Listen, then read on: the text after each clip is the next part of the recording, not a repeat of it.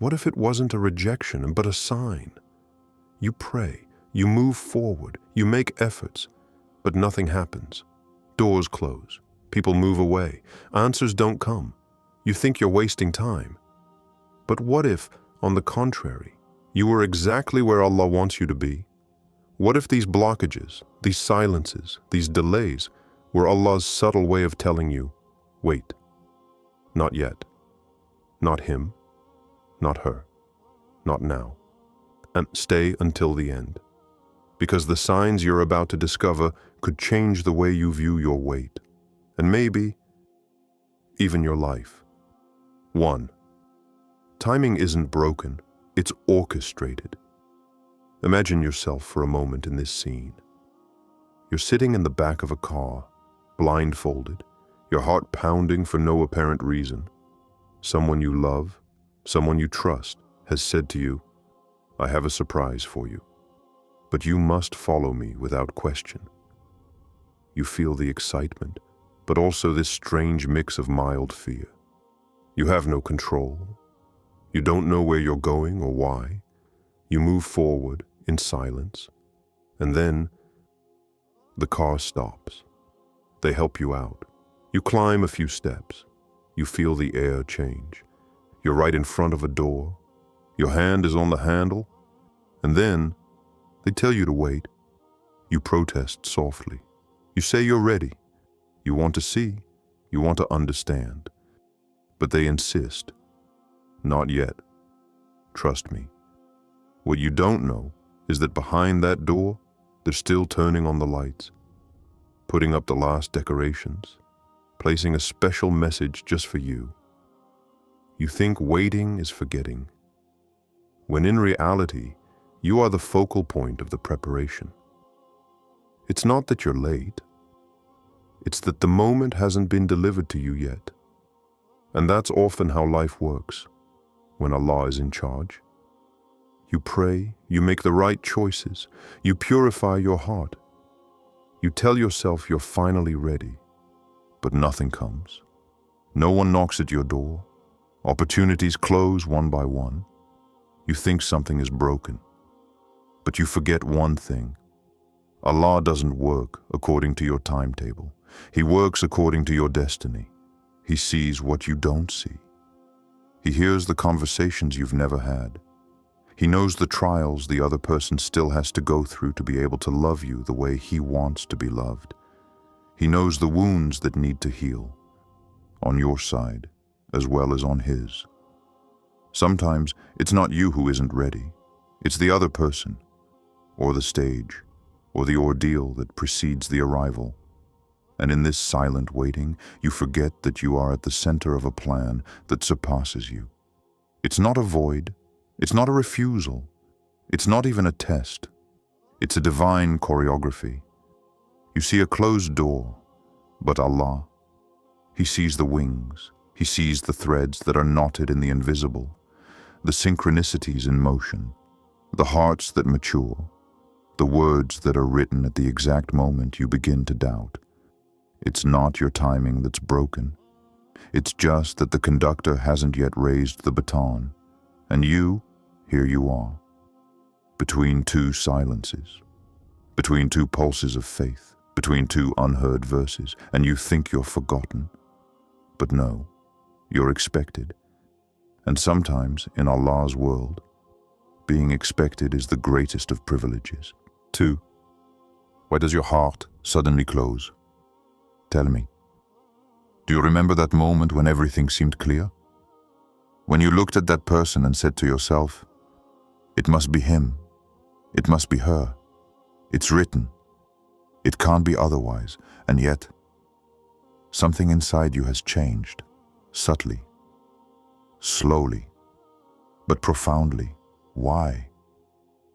Why does your heart, so confident yesterday, beat today in doubt? Why this silence between you when before the words flowed like a matter of course? Why does this person, who brought peace to you, now seem to disturb your inner tranquility, without having changed anything? And you panic. You don't understand. You want to find that flame again. You want to resurrect that clarity.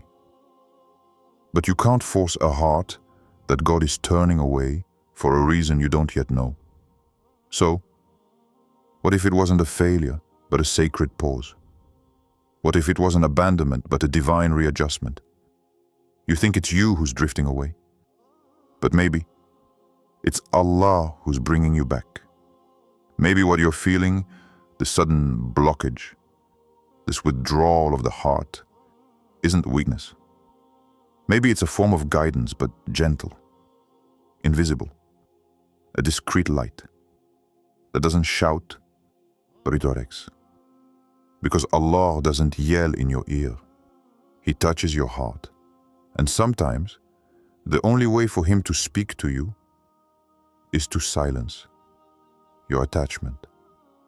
And you want to force this bond. You want it to work. You want Him to do it. You don't understand why the heart says no, while logic says yes. But Allah does not guide according to your logic. He guides according to your inner light. And you do not control this light. It turns on or off by His will. What if this sudden closure, this inner retreat, was a rahmah? A protection disguised as doubt? An answer given without words? A no from Allah, but so delicately whispered that only your heart heard it. You want to move forward, but He wants to hold you back. You want to love, but He wants to purify you. You want to build, but He first wants to deconstruct what is not meant for you. You call it confusion, but perhaps He calls it the correction of the path. And in this sacred confusion, there is a wisdom that appears only to those who are willing to be confused. For sometimes, the heart does not retreat out of fear. He steps back because he knows what you haven't seen yet. And it's in this step back that true leadership begins. 3. Allah's silences are answers. There are nights when you stay awake long after everyone else has fallen asleep. You stare at the ceiling without really seeing it. You wonder, why do I feel this emptiness when I'm doing everything I can? You've prayed, you've cried, you've asked, again and again. You've even begged with words you yourself no longer understand. But nothing changes, nothing moves, nothing comes. There isn't even a no. There's just this silence. A silence so profound, it's almost painful, and you ask yourself, has He forgotten me? Has He abandoned me? But let me tell you something that perhaps no one has ever said to you like this before. Allah's silence is a language that only broken hearts can hear. A language that the impatient mistake for abandonment, but that patient hearts eventually translate into wisdom. The silence, it is full of love, full of preparation, full of answers you cannot yet bear. For sometimes what you ask for is too great for your current heart. And sometimes what you think you want is precisely what could distance you from Him if you received it now. So He is silent, not because He is absent, but because He is acting beyond what you can perceive. Imagine a sculptor before a block of stone. He doesn't speak to the stone, he shapes it. And while he carves, the stone understands nothing. It only feels the impact, the pain, the loss of pieces. But one day, it becomes a work of art.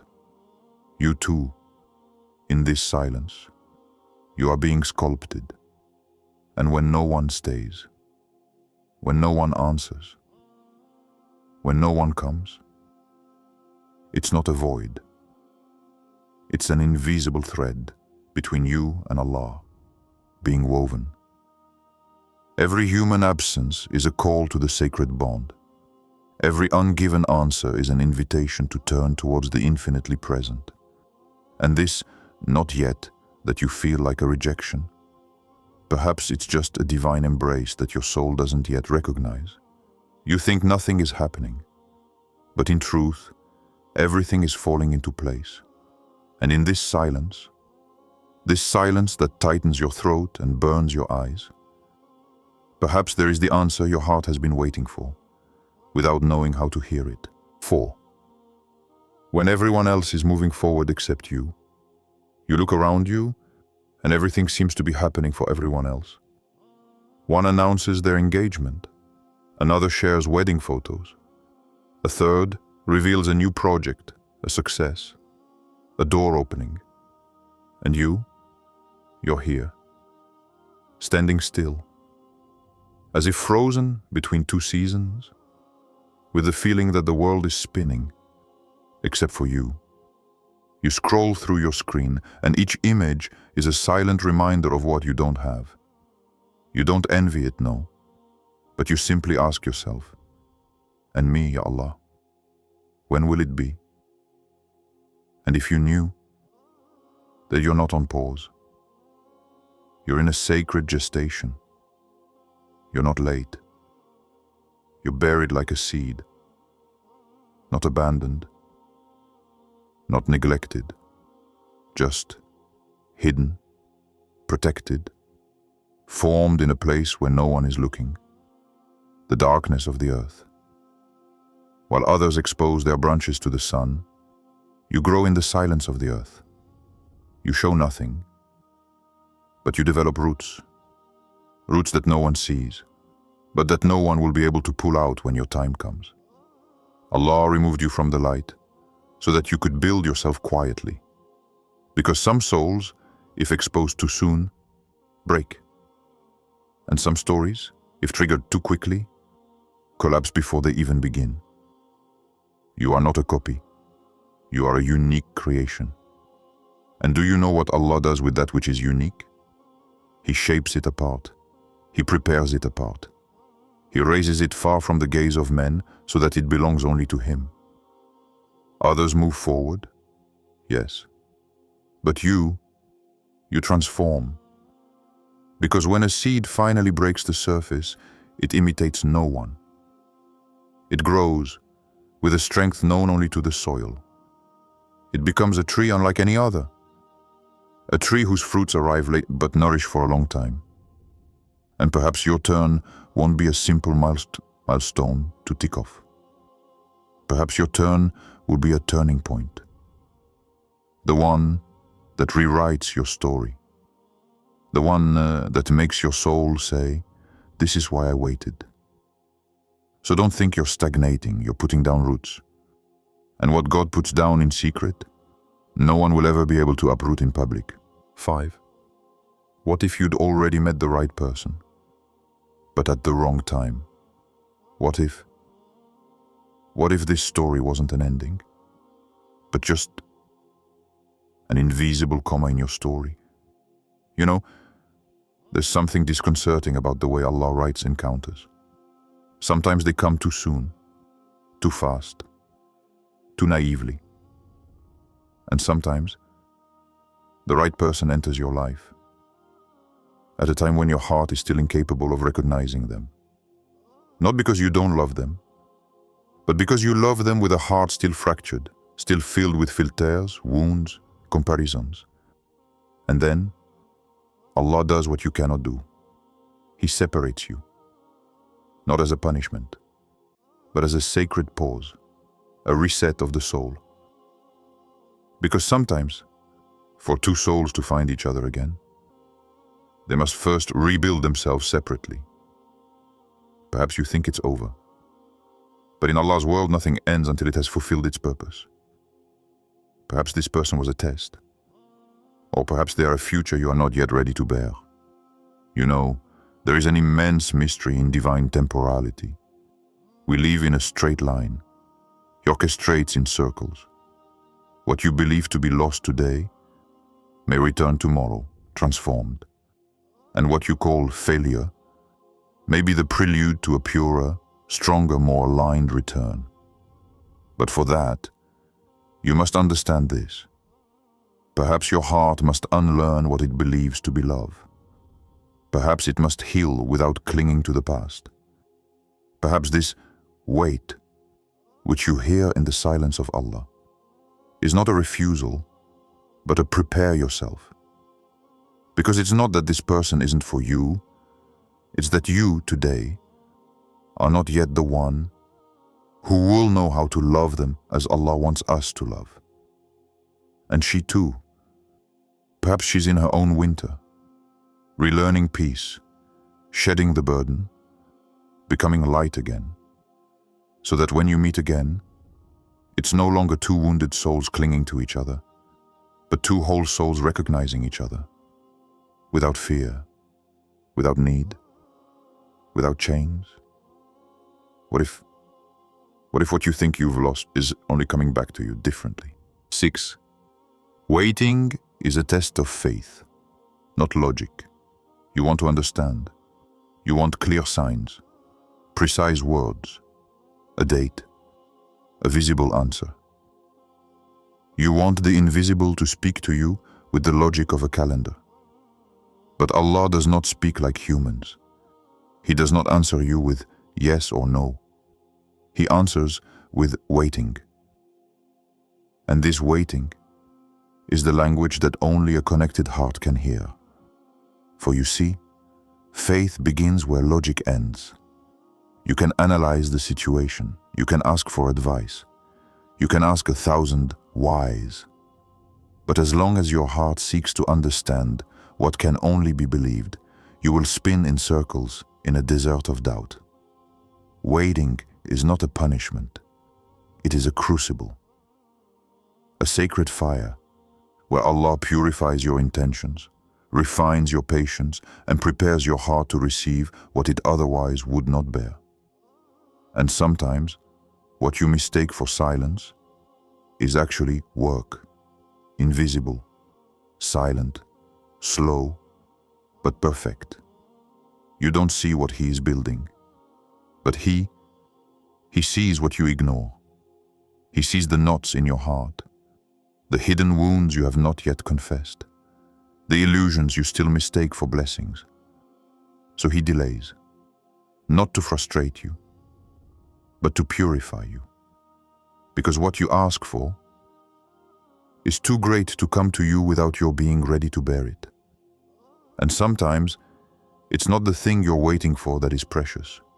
It's you, becoming that person capable of receiving it. Waiting is a mirror. It shows what you believe about Allah.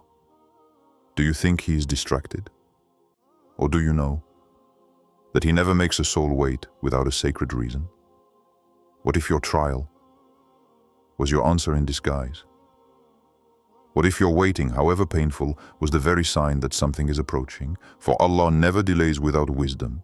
He never forgets a heart that calls out to Him. And He never makes you wait without having prepared something too great to come too soon. What you are experiencing today is not a pause. It is a preparation. Allah does not make you wait without a reason. He protects you. He shapes you. He elevates you.